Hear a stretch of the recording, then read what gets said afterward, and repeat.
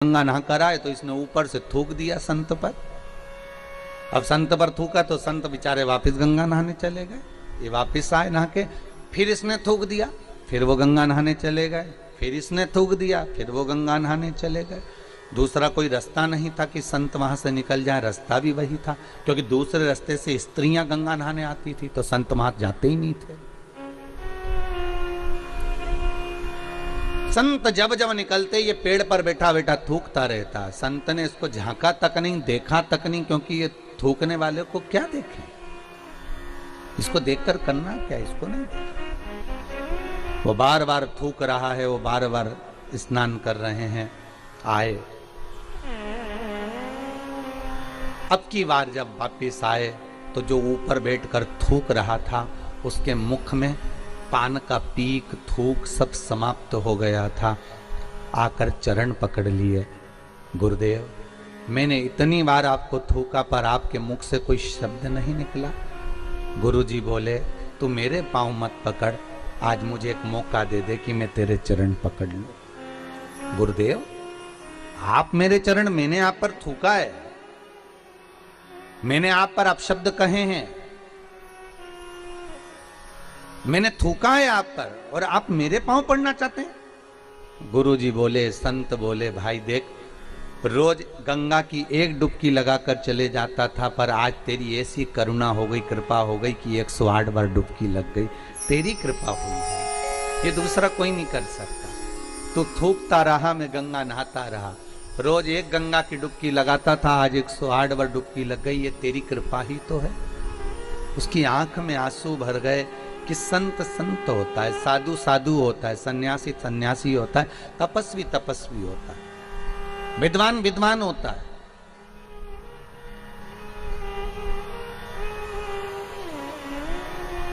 दुनिया के लोग कितनी भी उंगली उठाएं, कितने भी ताने दें, कितने भी अपशब्द कहें, आप मौन रहिए, संत जैसा भाव रखिए।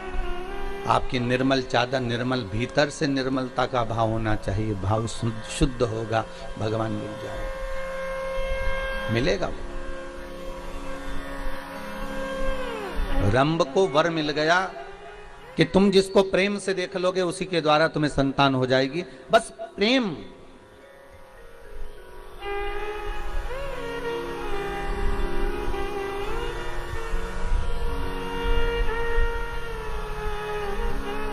बहुत अंतर है महाराज जी प्रेम और प्यार में, जमीन और आसमान का अंतर है, बहुत ध्यान देना महाराज। प्यार दिखावे का होता है, प्यार में खून और खच्चर होता है, प्यार में एक दूसरे को मारने के लिए तैयार हो जाते हैं, प्यार में बर्बाद होने को तैयार हो जाते हैं। पर प्रेम में ना खून खच्चर होता है, प्रेम में ना अपशब्द निकलता है, प्रेम में ना ताने दिए जाते हैं। प्रेम केवल एक स्नेह का होता है, जैसे एक माता पिता का बच्चे से हो, एक करुणता का रहता है। जैसे राधा जी ने भगवान कृष्ण से पूछ लिया था कि ये बताओ ठाकुर, हे कृष्ण मैं कहां कहां पर हूं, बोलो। भगवान कृष्ण कहते हैं राधा तू मेरे नस नस में, राधा तू मेरे रोम रोम में, राधा तू मेरी धड़कनों में, राधा तू मेरे नयनों में, राधा तू मेरी जिह्वा में, राधा तू मेरी श्रवणता में, राधा तू मेरी रोमावली में, राधा तू मेरी धड़कनों में, राधा तू मेरी नस नस में। हर जगह पर राधा है। तो राधा कहती है कृष्ण अब ये बता दो कि मैं कहां पर नहीं हूं।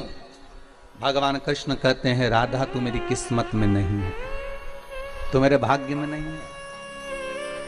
16,108 रानियों के साथ में भगवान की शादी हुई, पर राधा के साथ कहीं पटरानियों में, रानियों में, 108 पटरानियों में, 16,108 रानियों में राधा जी का नाम नहीं आता। महाराज तू मेरे भाग्य में नहीं है। प्रेम यही होता है, प्रेम में त्याग होता है, प्रेम में करुणा होती है।